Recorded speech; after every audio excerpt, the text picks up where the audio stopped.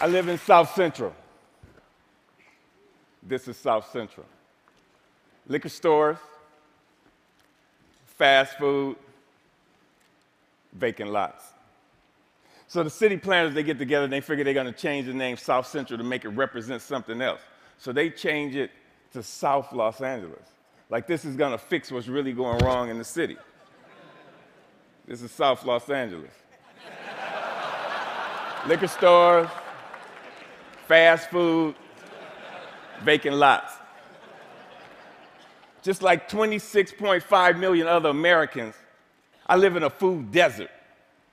South Central Los Angeles, home of the drive-through and the drive-by.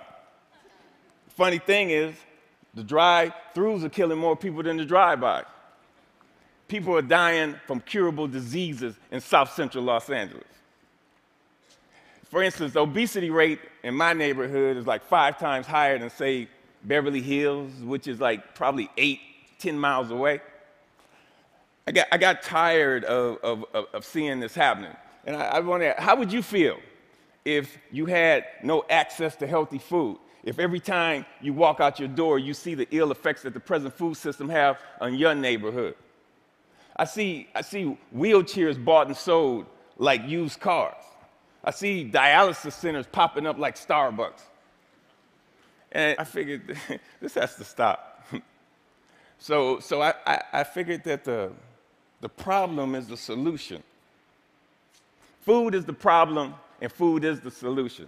Plus, I got tired of driving 45 minutes round trip to get an apple that wasn't impregnated with pesticides. So what I did, I planted a food forest in front of my house. It's on a strip of land that we call a parkway. It's like 150 feet by like 10 feet. The thing is, it's owned by the city, but you have to maintain it. So I'm like, cool. I can do whatever the hell I want. Since it's my responsibility and I got to maintain it, and this is how I decided to maintain it. So me and my group, LA Green Grounds, we got together and we started planting my food forest, fruit trees, you know, the whole nine, for vegetables. What we do, we're a pay-it-forward kind of group, where it's composed of like gardeners from all walks of life from all over the city, and it's completely volunteer, and everything we do is free. And in the garden, it was beautiful. And then somebody complained. The city came down on me, and basically gave me a citation saying that I had to remove my garden, which this citation would turn into a warrant. And I'm like, come on, really? A warrant for planting food on a piece of land that you could care less about? And I was like, cool, bring it. Because this time it wasn't coming out. So LA Times got hold of it. Steve Lopez did a story on it and talked to the councilman. And one of the Green Grounds members, they put up a petition on change.org. And with 900 signatures, we were a success. We had a victory on our hands. My councilman even called and said how they endorse and love what we're doing. I mean, come on, why wouldn't they? LA leads the United States in vacant lots that the city actually owns. They own 26 square miles of vacant lots. That's 20 Central Parks. That's enough space to plant 725 million tomato plants. Why in the hell would they not okay this? Growing one plant will give you 1,000, 10,000 seeds. Okay. When $1 worth of green beans will give you like $75 worth of produce. It's my gospel. I'm telling people, grow your own food. Growing your own food is like printing your own money. Thank you. See, I have a legacy in South Central. I grew up there. I raised my sons there. And I refuse to be a part of this manufactured reality that was manufactured for me by some other people, and I manufactured my own reality. See, I'm an artist. Gardening is my graffiti. I grow my art. Just like a graffiti artist, where they beautify walls, I beautify lawns, parkways. I use the garden, the soil, like it's a piece of cloth, and the plants and the trees, that's my embellishment for that cloth. You'd be surprised what the soil could do if you let it be your canvas. You just couldn't imagine how amazing a sunflower is and how it affects people. So what happened? I have witnessed my garden become a tool for the education, a tool for the transformation of my neighborhood. To change the community, you have to change the composition of the soil. We are the soil. You'd be surprised how kids are affected by this. Gardening is the most therapeutic and defiant act you can do, especially in the inner city.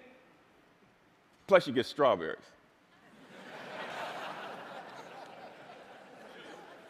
I remember this time, there was this mother and a daughter came. It was like 10:30 at night, and they were in my yard. And I came out, and they looked so ashamed. And I'm like, man, it made me feel bad that they were there. And I told them, you don't have to do this like this. This is on the street for a reason. It made me feel ashamed to see people that was this close to me that was hungry. And this only reinforced why I do this. And people ask me, Finn, aren't you afraid people are going to steal your food? And I'm like, hell no, I ain't afraid they're going to steal it. That's why it's on the street. That's the whole idea. I want them to take it, but in the same time, I want them to take back their health. There's another time when I put a garden in this homeless shelter in downtown Los Angeles. The guys, they helped me unload the truck. It was cool. They just shared the stories about how this affected them and how they used to plant with their mother and their grandmother. And it was just cool to see how this changed them if it was only for that one moment. So Green Grounds has gone on to plant maybe like 20 gardens.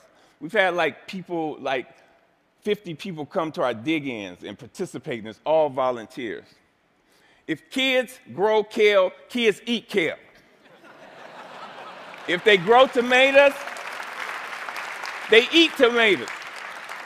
But when none of this is presented to them, if they're not shown how food affects the mind and the body, they blindly eat whatever the hell you put in front of them. I see young people, and they want to work, but they're in this thing where they're caught up. I see kids of color, and they just on this track that's designed for them that leads them to nowhere. So with gardening, I see an opportunity where we can train these kids to take over their communities, to have a sustainable life. And when we do this, who knows? We might produce the next George Washington Carver. But if we don't change the composition of the soil, we will never do this. Now, this is one of my plans. This is what I want to do. I want to plant a whole block of gardens where people can share in the food in the same block. I want to take shipping containers and turn them into healthy cafes. And now don't get me wrong. I'm not talking about because free is not sustainable. The funny thing about sustainability, you have to sustain it.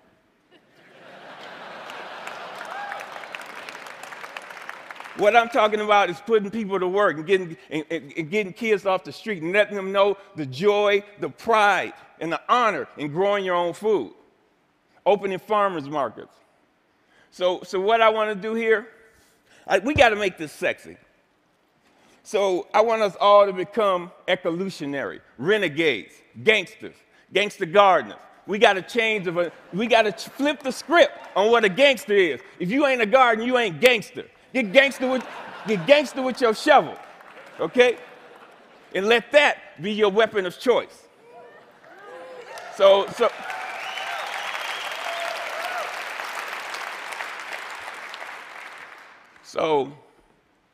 So basically, if you want to meet with me, you know, if you want to meet, don't call me. If you want to sit around in cushy chairs and have meetings where you talk about doing. If you want to meet with me, come to the garden with your shovel so we can plant.